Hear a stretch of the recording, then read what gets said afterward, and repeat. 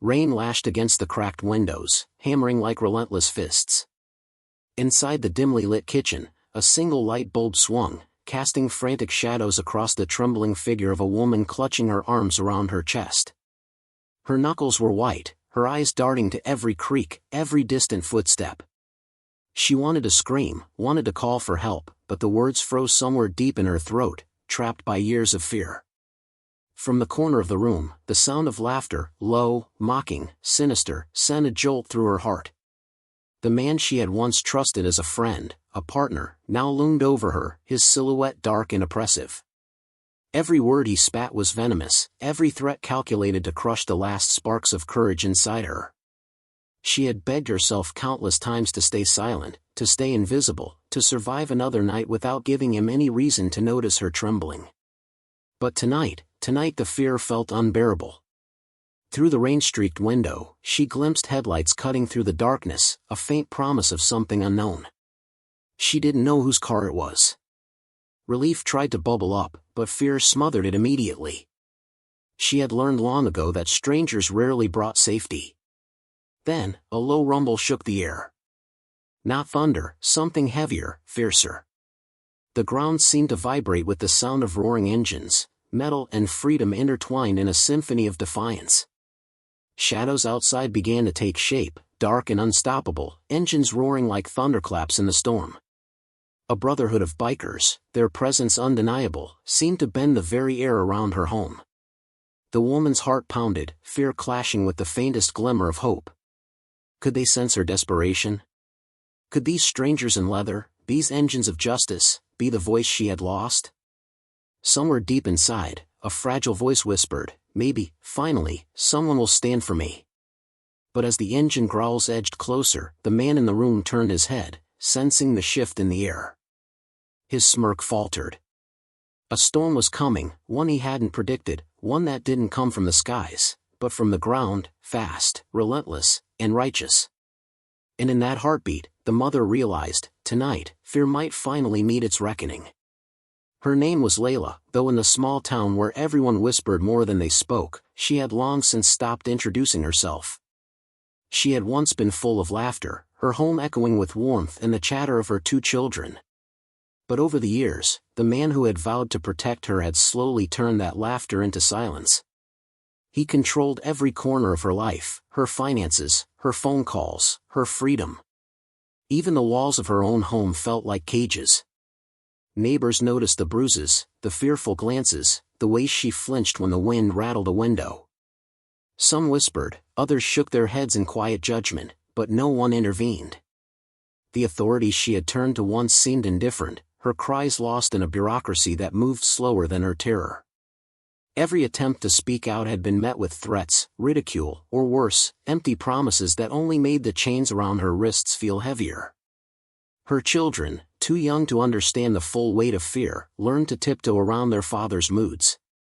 Layla smiled through their small joys, hiding her anxiety behind stories, cartoons, and bedtime lullabies. She was the invisible shield, absorbing the pain so her children could feel safe. But every night, as she lay awake listening to their soft breaths, she asked herself the same desperate question: how long could she endure before the darkness swallowed them all?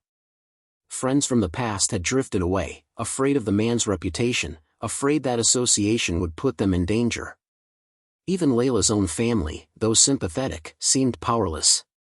The lost safety nets felt more like empty promises. The moment she had tried to seek help, he had found ways to manipulate every authority figure. Fear had become her language, silence her shield. And yet, somewhere deep within her, a tiny ember of defiance refused to die. She remembered stories of strangers who stood up when no one else would, of people who fought for justice when the world turned its back. She clung to those fragments of hope, even if they seemed absurd in her life of shadows.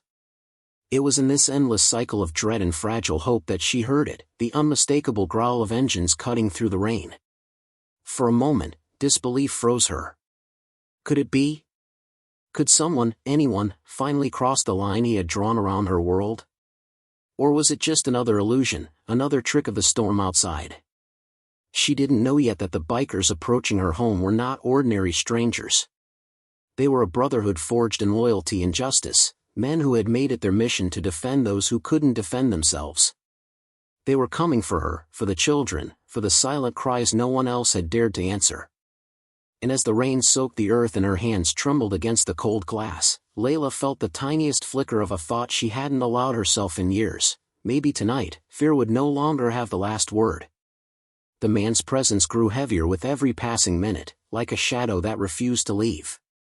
He prowled the house with calculated menace, his voice sharp, his words designed to erode every ounce of courage Layla had managed to cling to. Tonight, he seemed more dangerous than ever, a storm of rage ready to strike at the smallest sign of defiance. He paced the kitchen, fists clenching and unclenching, eyes scanning every corner, as if the walls themselves whispered secrets about her trembling resolve. Every creak of the floorboards, every groan of the old house, he interpreted as a betrayal, a signal that she might finally be daring to speak. And the more he sensed her fear, the more vicious he became, yelling, throwing objects, mocking the very idea that she might one day rise against him. Outside, the rain hammered harder, drumming a frantic rhythm that mirrored her heartbeat. Her children slept in the next room, oblivious but vulnerable, their small breaths fragile in the storm of violence surrounding them. Layla felt trapped between two impossible choices: stay silent and survive another night, or risk everything by trying to escape the tightening grip of his control. The man's threats escalated, twisting into promises of consequences far worse than she could imagine. He reminded her, in cruel detail, of the people who had tried to help her before, neighbors, friends, even officers, and how their interventions had failed. Each word felt like a chain locking her tighter, each sneer a reminder that the world outside her walls had turned a blind eye. And yet, in that unbearable tension, the rumble of engines outside grew louder. It wasn't just noise, it was a pulse, a signal of forces gathering, waiting. The man paused, frowning at the distant, rhythmic roar, a sense of unease flickering across his face. For the first time that night, he realized, control might not be absolute. There were forces outside his reach, forces unafraid of his intimidation, ready to confront the darkness he had created. Layla's breath hitched, hope and terror battling within her. The storm inside her home mirrored the storm approaching from the streets. And somewhere deep down, she felt it, the fear that had paralyzed her for years might finally meet something stronger than itself. The first engine roared like a thunderclap, slicing through the rain-soaked night. Then another, and another, until the storm outside the house was matched by the storm of machines on the road. Each bike appeared as a streak of light and steel, their headlights piercing the darkness like beacons of defiance. The sound wasn't just noise, it was a declaration. A brotherhood had arrived, and their purpose was unmistakable: justice. From the shadows of the trees lining the street, men and women in leather jackets emerged, the insignias of their club catching the rain in metallic glints. Helmets tucked under arms, faces set in determined lines, they moved as one, a synchronized force of loyalty and courage. Engines idled, tires hissing against wet asphalt, but the message was clear: they were here to protect, to confront, to dismantle the fear that had ruled Layla's life for far too long. Inside the house, Layla pressed her forehead against the window, heart hammering. The man's smirk faltered as he peered into the night, sensing the shift in the air. He had built his world on intimidation, but this was different. This was an unspoken code of honor, a force that did not bend to fear. And for the first time in years, Layla saw something she hadn't allowed herself to feel: hope. The bikers dismounted with swift precision, boots splashing through puddles. They didn't hesitate, didn't negotiate. One of them, the leader, tall and imposing, with a streak of silver through his hair, stepped forward and surveyed the scene, reading the tension like a map. His eyes met Layla's for a fleeting moment through the rain-streaked glass. There was a silent promise in that glance: you are not alone. Another biker approached the front door, fists tapping in a rhythm that matched the storm outside. Together, they formed a wall of resolve, a living shield against the man's tyranny. The engines idling behind them acted as a rumbling heartbeat, a reminder that this was no ordinary rescue. They were the storm incarnate, unstoppable and righteous. The man's confidence wavered, his threats faltering as the realization hit: he was outnumbered, outmatched, and outmaneuvered by forces he couldn't intimidate. The bikers didn't speak much, their presence, their unity, said enough. Every gesture, every stance screamed a single message: fear would no longer hold sway here. Inside, Layla's chest rose and fell with a mix of fear and exhilaration. She could hardly believe what she was witnessing.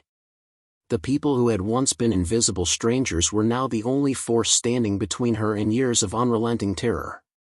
And as the leader raised a gloved hand, signaling his team forward, the man in her home realized that tonight, the storm outside was nothing compared to the storm that had arrived to claim justice. The front door burst open like a thunderclap, splintering the tense silence inside the house. The man froze, shock and rage colliding across his face as the bikers stepped in, boots echoing on the wet floor. Their presence filled every corner of the home, leaving no space for intimidation, no room for lies. They moved as a unit, their eyes locked on him with a clarity that pierced through the fog of fear he had built around Layla. "Step back," the leader said, his voice low but unyielding, like steel pressed into leather. The man laughed at first, a harsh, defiant sound meant to mask panic. But the laughter faltered as one by one, the bikers advanced, surrounding him with a calm yet threatening precision. Each member radiated the same message: his reign of terror ended tonight. Layla watched from behind the counter, heart pounding in her chest. She had never dared to imagine her nightmare colliding so directly with justice. The bikers were larger than life, almost mythic in their authority, yet in their eyes, she saw compassion, a mirror of the protection she had longed for. For the first time, she felt the icy grip of fear loosen just enough to breathe. "You've controlled this family long enough," the leader continued, his voice carrying a weight that seemed to bend the air around it. "Your threats, your abuse, it ends here." The man's face twisted with defiance, but no one flinched. He took a step forward, a last attempt to assert dominance, but a younger biker moved in swiftly, blocking his path. There was no violence yet, only the suffocating inevitability of justice pressing in. Then came the moment that shifted the entire room. Layla, her hands trembling, found her voice. A whisper at first, barely audible over the patter of rain and the rumble of engines outside, but enough. "Leave us alone, please." The words, fragile but laden with years of suppressed fear, cut through the tension like a blade. She felt the truth of them ignite something in the bikers. The man lunged, a desperate flailing of authority. But in that instant, the bikers moved as one. One stepped to the side, forcing him backward, another pressed a firm hand on his shoulder, immobilizing him. The leader leaned close, his gaze unwavering. "No more hiding, no more threats. Your power is gone."